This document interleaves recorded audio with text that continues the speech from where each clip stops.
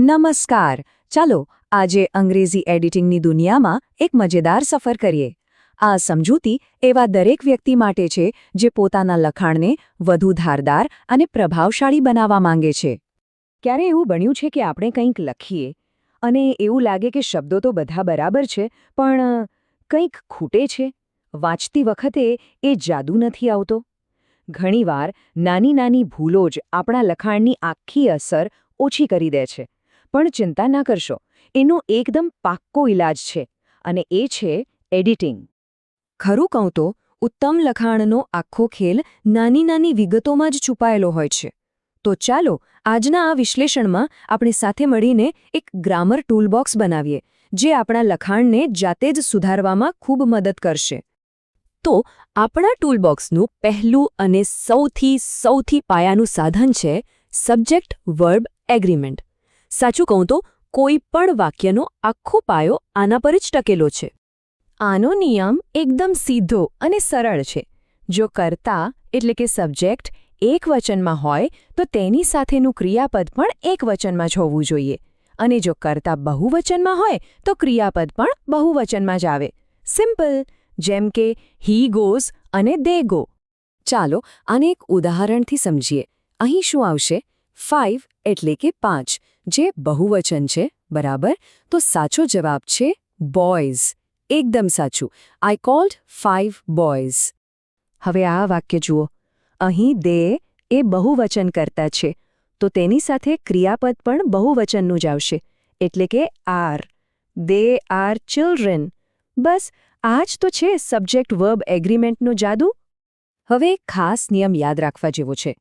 જ્યારે પણ વાક્યમાં ડુ, ડઝ, ડીડ કે શુડ જેવા શબ્દો આવે ને, ત્યારે એની પાછળ હંમેશા ક્રિયાપદનું મૂળ રૂપ જ આવે, કોઈ ફેરફાર વગર.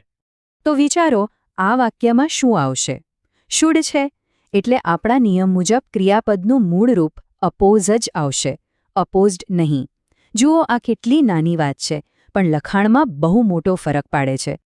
ચાલો હવે આપણા ટૂલબોક્સમાં થોડા બીજા સાધનો ઉમેરીએ. આ એવા નાના શબ્દો છે જે ભલે દેખાવમાં નાના હોય, પણ લખાણમાં સ્પષ્ટતા લાવવા માટે ખૂબ જ જરૂરી છે. આપણે વાત કરી રહ્યા છીએ આર્ટિકલ્સ, પ્રોનાઉન્સ અને પ્રપોઝિશન્સની. આર્ટિકલ્સના આ 3 સોનેરી નિયમો યાદ રાખી લો. વ્યંજનના ઉચ્ચાર પહેલા એ, સ્વરના ઉચ્ચાર પહેલા એન, અને કોઈ ખાસ કે અજોડ વસ્તુ માટે દ વપરાય છે, જેમ કે ધ રામાયણ અથવા ધી ઇન્ડિયન ઓશન. વિચારો, વારંવાર એક જ નામનો ઉપયોગ કરવાથી લખાણ કેવું બોજારૂપ અને કંટાળાજનક લાગે. જેમ કે રામ સારો છોકરો છે, રામ હોશિયાર છે. એના કરતાં સર્વનામ એટલે કે પ્રોનાઉનનો ઉપયોગ કરીએ તો રામ સારો છોકરો છે, તે હોશિયાર છે. જોયું કેટલું સ્વાભાવિક અને સરળ લાગે છે? આ ટેબલ છે ને, પ્રોનાઉન્સ માટે એકદમ કામની ગાઈડ છે. આનાથી બધું જ ક્લિયર થઈ જશે. કર્તા તરીકે કયો શબ્દ વાપરવો, સંબંધ બતાવવા માટે કયો, અને કર્મ તરીકે કયો, બધું જ આમાં છે. આઈ અને મી કે શી અને હર વચ્ચેની બધી ગૂંચવણો હવે દૂર. તો ચાલો હમણાં જે શીખ્યા એને ચકાસીએ.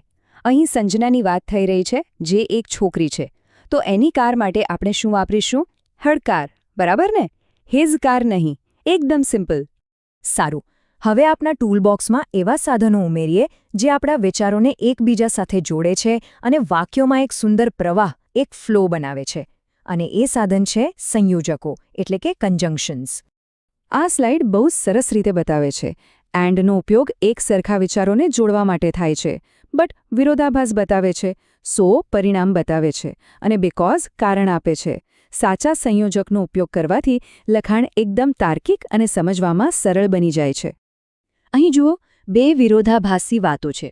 એક તો હોશિયાર હોવું અને બીજું નાપાસ થવું. આવા 2 અલગ વિચારોને જોડવા માટે બટ સૌથી યોગ્ય છે.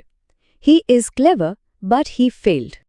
હવે કેટલાક એવા શબ્દો જોઈએ જે આપણને બહુ ગૂંચવી નાખે છે. ફ્યુ અને અફ્યુ. ફ્યુનો અર્થ થાય છે નહીવત, જે એક નકારાત્મક ભાવ દર્શાવે છે, જ્યારે અફ્યુનો અર્થ છે થોડાક, જે હકારાત્મક ભાવ દર્શાવે છે. આ નાનકડો તફાવત વાક્યનો આખો અર્થ બદલી શકે છે. બસ આવી જ બીજી જોડી છે સિન્સ અને ફોર. સિન્સ સમયના કોઈ ચોક્કસ પોઈન્ટ માટે વપરાય છે, જેમ કે સોમવારથી, જ્યારે ફોર આખા સમયગાળા માટે વપરાય છે, જેમ કે 1 અઠવાડિયાથી. અને હા, આ કેટલીક શક્તિશાળી જોડીઓ છે જે હંમેશા સાથે જ આવે છે, જેમ કે નાઈધર સાથે નોર અને આઈધર સાથે ઓર. આ જોડીઓને યાદ રાખવાથી વાક્યરચના આપોઆપ સુધરી જાય છે. ચાલો હવે આપણા લખાણને અંતિમ ઓપ આપીએ. આ છેલ્લું પગલું છે જે આપણા લખાણને એકદમ પ્રોફેશનલ ટચ આપે છે, અને એ છે સ્પેલિંગ અને ક્વેશ્ચન ટેગ્સ. અંગ્રેજી ભાષામાં આવા ગૂંચવણભર્યા શબ્દો બહુ છે, જેમના ઉચ્ચાર લગભગ સરખા હોય પણ સ્પેલિંગ અને અર્થ સાવ અલગ હોય. જેમ કે પીસ એટલે શાંતિ અને પીસ એટલે ટુકડો. એવી જ રીતે ક્વાયટ એટલે ચૂપ અને ક્વાઇટ એટલે તદ્દન. લખાણમાં આવા શબ્દો પર ધ્યાન આપવું ખૂબ જ જરૂરી છે.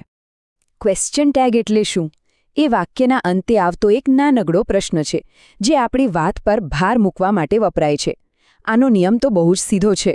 જો વાક્ય હકારાત્મક હોય તો ટેગ નકારાત્મક આવે, અને જો વાક્ય નકારાત્મક હોય તો ટેગ હકારાત્મક આવે. બસ.